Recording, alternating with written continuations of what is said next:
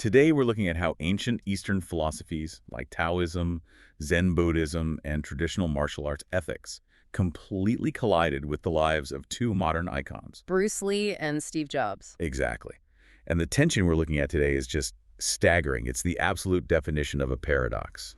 So lay out the source material for us. What are we actually digging into? Well, we have a really rich stack of documents today. We've got historical martial arts text, Bruce Lee's own foundational writings on the Tao of Kung Fu, and firsthand accounts from Zen practitioners. Practitioners who actually worked side by side with Steve Jobs, right? Yeah, exactly. Plus, we have critical evaluations of traditional systems, like Aido and Taiji. And all these documents highlight the same basic friction. Which is that these ancient systems were fundamentally engineered over centuries to cultivate self-restraint and ego death, like healing the body. Right. And yet, the sources show how these exact frameworks were used by two guys who possessed this relentless burning ambition. They wanted to completely revolutionize Hollywood, modern combat, and Silicon Valley. You are about to see how the exact same mental framework used to throw a perfect punch was used to engineer that sleek device sitting in your pocket. It's pretty mind-blowing when you connect the dots. It is. But to understand how you strip the morality out of a peaceful philosophy to conquer a market or a fight, we have to start with a massive myth. Ah, yes. The myth that perfectly illustrates how deeply you, me, the public, we just need to view these masters as supernatural gods. Right, instead of the grounded biological realities of who they actually were. So let's look at the summer of 1973. July 20th, 1973, the death of Bruce Lee. I mean, if you look at how society processes the sudden loss of a huge figure, the mythology that sprang up is a perfect case study in denial. It really is. According to martial arts historian Jonathan Madbury, these rumors didn't take weeks to form. They circulated through Hong Kong and the global community almost instantly. Like, people were whispering that Lee was assassinated by a secret society Right. for revealing Shaolin Temple secrets to Westerners. Yeah, or that he was murdered by rival kung fu teachers in Chinatown. Yeah. Using the mythical dim mak, the delayed fatal touch. Oh, I remember hearing those when I was younger. And my absolute favorite, which Madbury points out, got huge during the 80s ninja movie craze, the Invisible Ninja Assassins. Right, the story that Japanese assassins infiltrated his apartment, bypassed security, and killed him in his sleep. We construct these wild cinematic universes just to explain a tragedy. We do, but the medical and historical sources paint a completely different picture, right? It's starkly mundane. Almost tragically mundane. On that afternoon, Lee was not fighting off assassins. He was just an exhausted man discussing script points for Game of Death. He was with his co-star, actress Betty Ting-pei, in her apartment, right? Exactly. He developed a severe, pounding headache, and he just asked for a painkiller. Ting-pei offered him an Equigesic. Which is just a common over-the-counter pill she used for her own headaches. Yep. Lee took the pill, went into her bedroom to take a quick nap to sleep off the headache, and he never woke up. He just laid down for a nap. I mean, no fight, no dramatic last words, just a headache. The biomechanics of it are well documented in the coroner's reports. The Equigesic contained aspirin and meprobamate, which is a muscle relaxant. And he had an allergy. A severe, completely undiagnosed hypersensitivity to these compounds. Dr. R.R. Lysette, the pathologist involved, confirmed it triggered a fatal anaphylactic reaction. But not the kind that closes your throat, right? No, it caused a cerebral edema. Fluid rapidly congested inside his skull, causing massive swelling of the brain.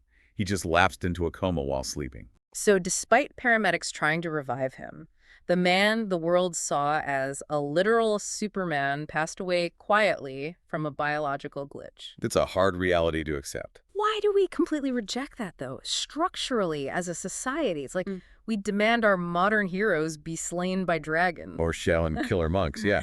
Because a pharmaceutical allergy makes them way too human. We fundamentally cannot accept that a guy who projected unkillable kinetic energy on screen could be taken down by a pill. Giants aren't supposed to die easily. As Mayberry notes, people operate on that exact assumption. But the grand irony is that Bruce Lee's actual philosophy was entirely about rejecting the supernatural. Right. He wasn't trying to be a god. His framework was about being hypernatural, embracing the ordinary biological world in its most efficient form. And to understand that efficiency, we really have to examine his writings in the Tao of Kung Fu. Let's do it. What did he pull from the ancient texts? He adopted the core principles of Lao Tzu and the Tao Te Ching, specifically 3 foundational concepts: monism, the yin and yang, and the glorification of the weak.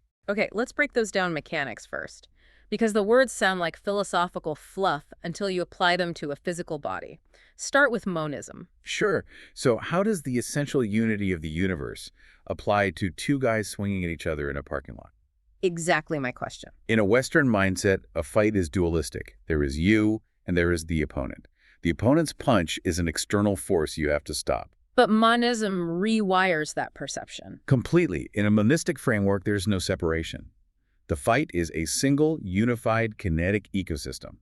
When they throw a punch, that energy is part of the system you're occupying. So if you view it as alien, you tense up. But if you view it as shared energy, you can absorb it and flow with it. Right. You don't block the punch, you guide the punch to a place where it can't hurt you, which leads directly into the glorification of the weak. Now that concept has always sounded super counterintuitive to me. Why would a fighter who does push-ups for hours a day glorify weakness? Because in Taoist biomechanics, weakness doesn't mean frailty. It means yielding. It leads to the principle of Wu-Wei, which translates to non-doing. Non-doing is a terrible translation for a Western audience, though. It implies sitting on the couch doing nothing. It really does.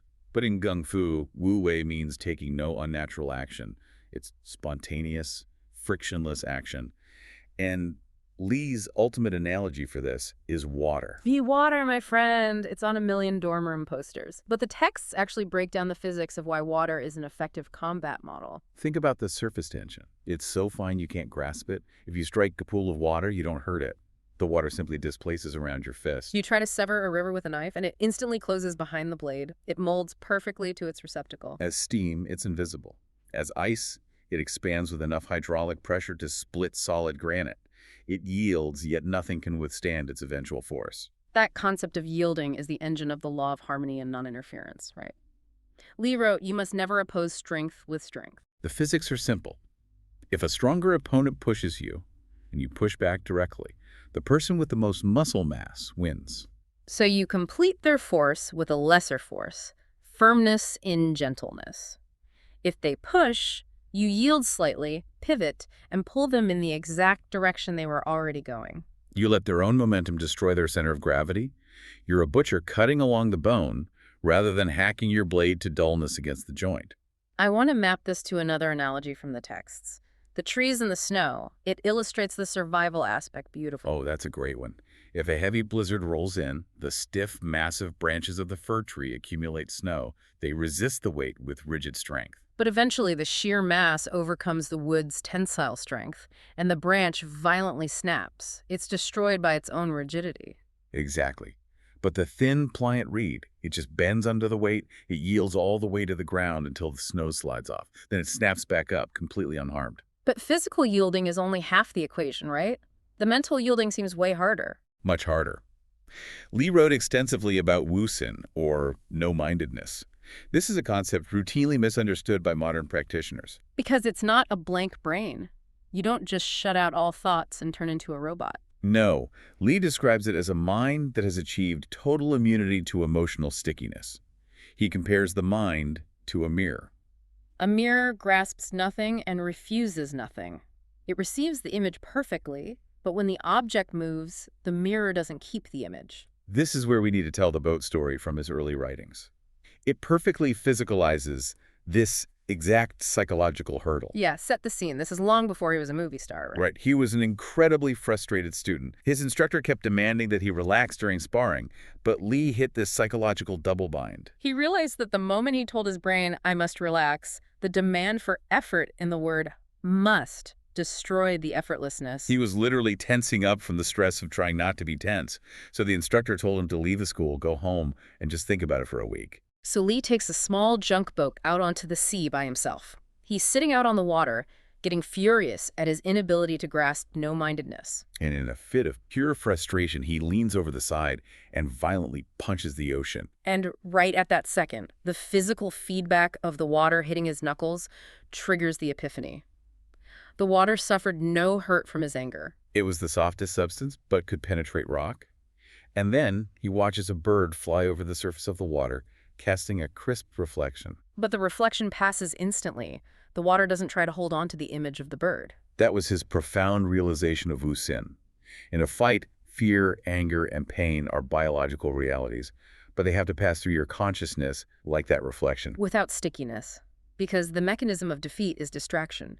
If you get sticky on the fact that you just took a hard jab, your processor lags. In that microsecond of emotional lag, the opponent strikes you again. Okay, wait, hold on. Let's really pressure test this. Yeah. Lee uses the analogy of an audience at a football game. Right, he says if you're fighting 10 men, you can't just stare at the guy with the ball. You need a quiet, peripheral awareness of the whole field. But explain the biology here. If I'm surrounded by 10 guys, my amygdala is screaming at me to panic. Millions of years of evolution force my vision to tunnel. It's a massive biological override. Yeah, how does someone physically override their central nervous system to achieve this serene, non-sticky mirror mind? Well, that exact tension is what traditional martial arts have grappled with for centuries. You can't just decide to have a mirror mind. It takes conditioning, right? Unfathomable levels of ethical, psychological, and spiritual conditioning. Which brings us to Wu, the traditional ethics of martial arts. Because in those ancient systems, the ultimate goal isn't actually to win a fight. No, the goal is to condition the mind so thoroughly that you gain the profound capability of knowing when not to fight. Let's pull from the Chenzonghua Taiji system and the Aido texts here. These traditionalists don't view violence as expression. It's a catastrophic failure of diplomacy. It's an absolute last resort. The moral burden placed on traditional practitioners is immense. Master Chen's teachings emphasize that human bodies are incredibly fragile. So even in a point-based competition, a true master holds back, because the mechanics of one traditional strike can cause a lifetime of agony. Exactly. If you use full force and shatter an elbow, that person might develop severe rheumatism.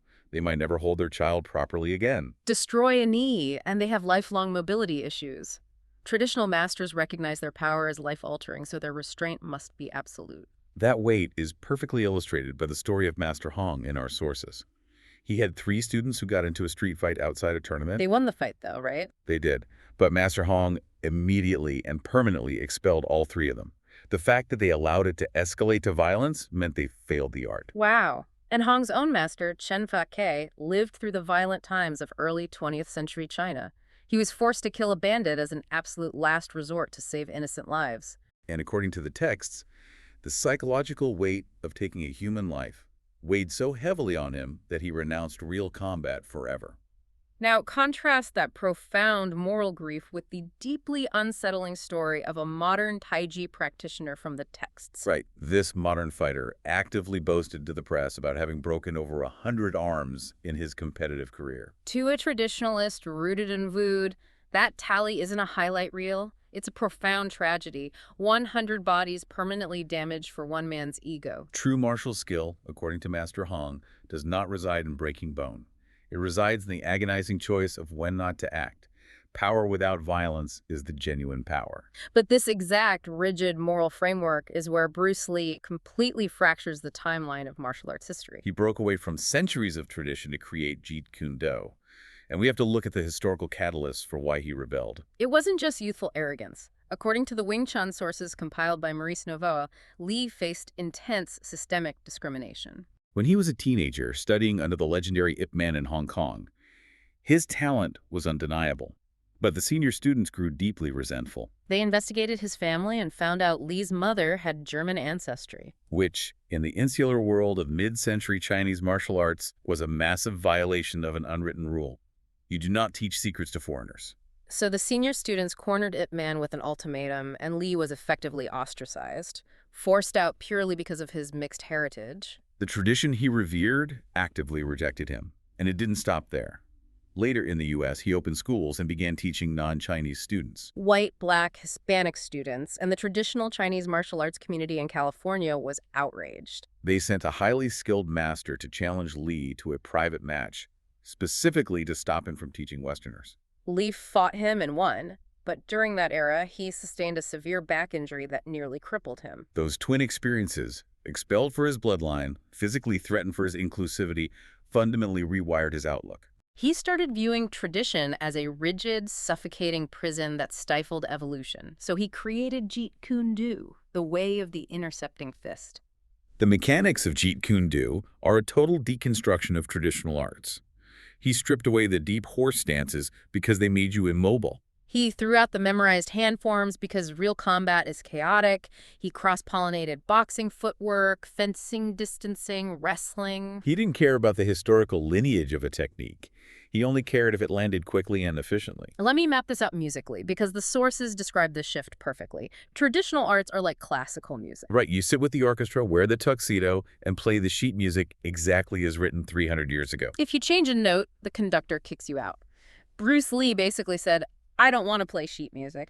Jeet Kune was free jazz. It requires a completely different mechanism of listening. You're reading the energy of the bass player and improvising in the microsecond. He was doing that kinetically, reading the opponent's nervous system and intercepting force spontaneously.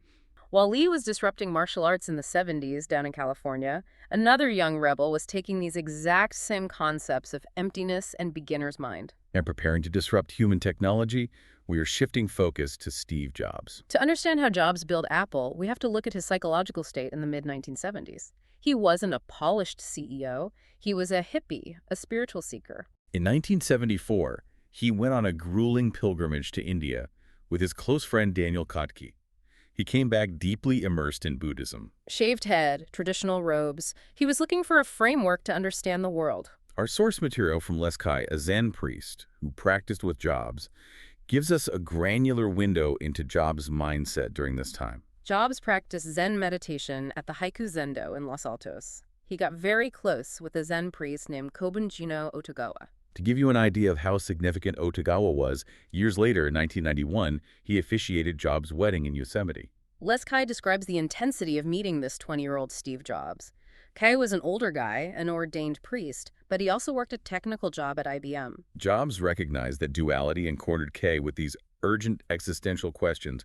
What is work? What's the actual value of human labor? And the biggest question, how can deep spirituality and mindfulness exist inside a cutthroat, competitive business environment? Kay frankly admitted he didn't have a packaged answer for Jobs at the time, but Jobs answered the paradox himself. Through the mechanical design and software architecture of Apple products. If you isolate the core tenets of Soto, Zen simplicity, oneness, mindfulness, empty space, you're looking at the exact blueprint for the personal computing revolution. Let's unpack how Apple engineers translated Zen into hardware and code. Think about early personal computers before the Mac. They were hostile, terrifying machines. Blinking green cursors on black screens, you had to memorize long, arcane text commands just to make it do anything. The user interface was a barrier. It actively alienated the beginner. The translation path was so long. Human thought to machine syntax to keyboard. Then Jobs introduces the Macintosh with the graphic user interface. Right. The complex syntax is gone. You have a digital desktop, visual folders. You simply point a mouse and click. It reduced the friction between human intention and machine action to almost zero. It was literally the technological embodiment of Wu-Wei. Effortless action. You don't fight the computer, you flow with it. And then look at the iPod, which the sources highlight as the ultimate manifestation of this mindset. The internal tech was incomprehensibly complex. But the exterior design, pure Zen simplicity. Jobs demanded it have no on-off switch. Which was radical. It just woke up when you touched it and went to sleep when you put it down. Yeah. It utilized the beauty of empty space. The minimalist scroll wheel lets you navigate thousands of songs with just your thumb. It was completely unintimidating. This connects deeply to the Soto Zen concept of beginner's mind, or Shoshin. The famous Zen master Shunryu Suzuki Roshi wrote, "In the beginner's mind, there are many possibilities. In the expert's mind, there are few." Jobs didn't want to design products for computer experts. They're constrained by what they already know. He wanted to design for the beginner, whose mind is open. In fact, when Jobs suffered the corporate humiliation of being fired from Apple in 1985, he leaned directly on this philosophy to survive. His quotes from that period are revealing. He said the heavy burden of success was replaced by the lightness of being a beginner again. He wasn't tied to the Apple II legacy anymore. It freed him to enter this incredibly creative period, founding NXT and Pixar. He used Zen to reframe his biggest failure into an empty vessel waiting to be filled. But here is where we have to bring in the dark shadow crossing these devices. The profound, critical warning from Les Kay in our sources. Jobs used Zen meditation and the reduction of friction to create incredibly compelling devices. But what is the societal consequence of that? It's the ultimate modern paradox. He weaponized Zen to create the iPhone, and now the iPhone has fundamentally eradicated empty space from our lives. Kay warns that these devices command our attention so completely, they cause us to turn drastically inward. We stare at a screen and shut out the humans across the table. Kay argues they actually make us less spiritual. They've destroyed our capacity to sit quietly in an empty room without reaching for dopamine. It's a tragic contradiction. A tool built on mindfulness evolved into the most efficient engine of distraction in history.